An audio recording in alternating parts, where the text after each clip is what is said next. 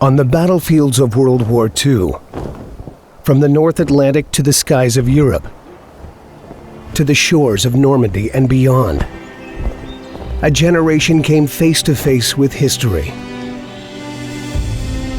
Their courage, their competence and sacrifice, their friendships forged and reforged in combat, all would turn the tide of battle. Those who traveled far, those who laid down their lives for freedom, those who fought to change the future of Europe and the world. We honor all of them here at the Cambridge American Cemetery.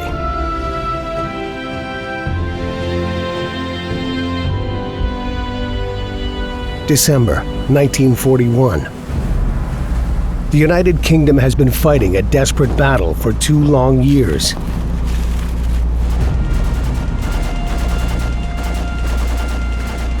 German U-boats, often in the infamous wolf packs, are devastating key Atlantic supply lines. The Nazis say their own U-boat sank the 22,000-ton vessel and credited the attack to 2 submarines under command of Lieutenants Reschke and Guggenberger.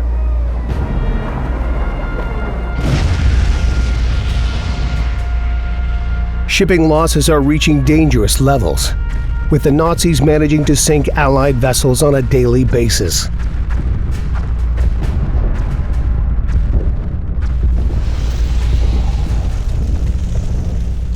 Over 1 million tons of ships, fuel, and equipment have gone down. For the Allies, it's a make-or-break challenge. If they lose this vital lifeline, they could lose the entire war. Over the next 4 years, British, American, and other Allied forces will fight together to win the Battle of the Atlantic. Their overarching goal? To keep the Allied war effort alive with a steady stream of these much-needed resources. During this epic struggle, more than 3,000 Allied vessels will be sunk.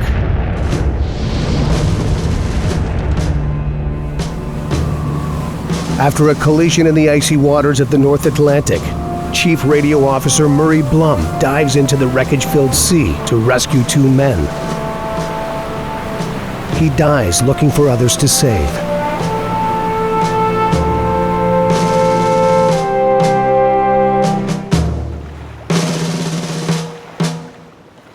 The struggle reaches a critical point in the spring of 1943.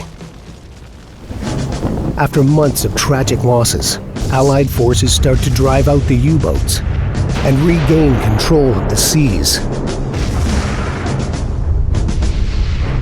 safeguarding the vital convoys upon which the Allies depend.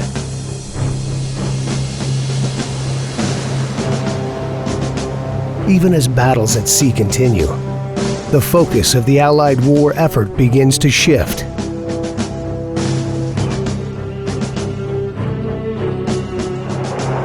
Fighter, 6 o'clock up, coming in, diving out, Chief.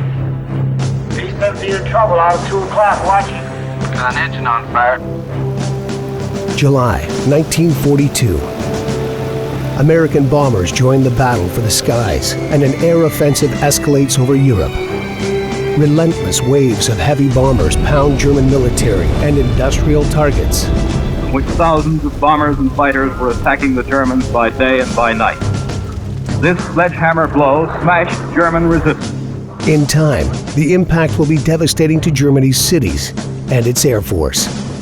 But Allied crews suffer heavy losses too, flying dangerous missions over Nazi-occupied Europe. Watch him, Scotty. I got my sights on him. Check FB-17, Chuck. 3 o'clock. Motor's close. Fire at 10:30, coming around. 10:30 upper and lower. En route to bomb crucial factories in Schweinfurt, Germany, Staff Sergeant Winston Toomey is mortally wounded when his B-17 encounters devastating anti-aircraft fire. Refusing to leave his post, he released his bombs, closed the bomb doors, and slumped over, dead, surviving just long enough to complete his mission.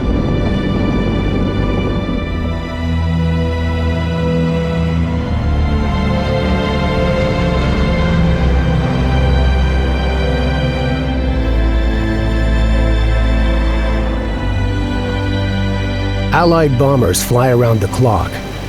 The British batter German cities by night. The Americans strike high-value targets by day. Air supremacy is a linchpin on which the war turns. If the Allies win the skies over Europe, they can hope to succeed in the amphibious invasion that will be D-Day, taking the battle into Germany.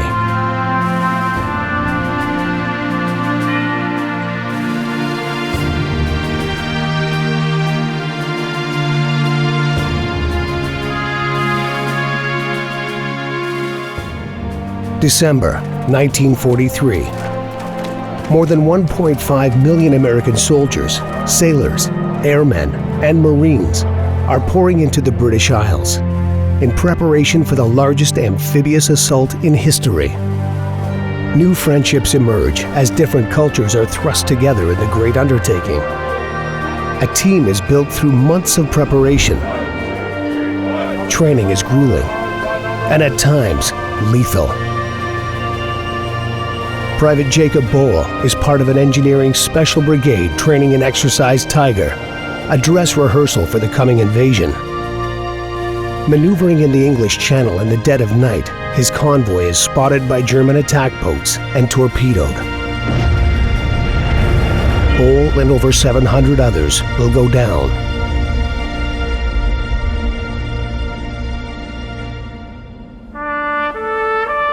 But all these efforts led to one day, one moment, when the Allies embarked on the liberation of France. Soldiers, sailors, and airmen of the Allied Expeditionary Force, you are about to embark upon the Great Crusade. That day is June 6th, 1944, when the Normandy landings begin. And armies of men are in motion fighting the greatest military amphibious undertaking in history. In the following months, across the hedgerows and the rolling terrain of France, the tide of battle will turn. As casualties continue to mount, thousands of wounded are evacuated to Great Britain to recover from the tolls of battle. For each of the men and women who battled so bravely, this is their monument, a reminder of their heroism and their lives, and a legacy that is all around us, in the freedom we enjoy each day. It stands here at the Cambridge American Cemetery to acknowledge those who fell, to honor their sacrifice, to remember who they were and what they did when the world hung in the balance.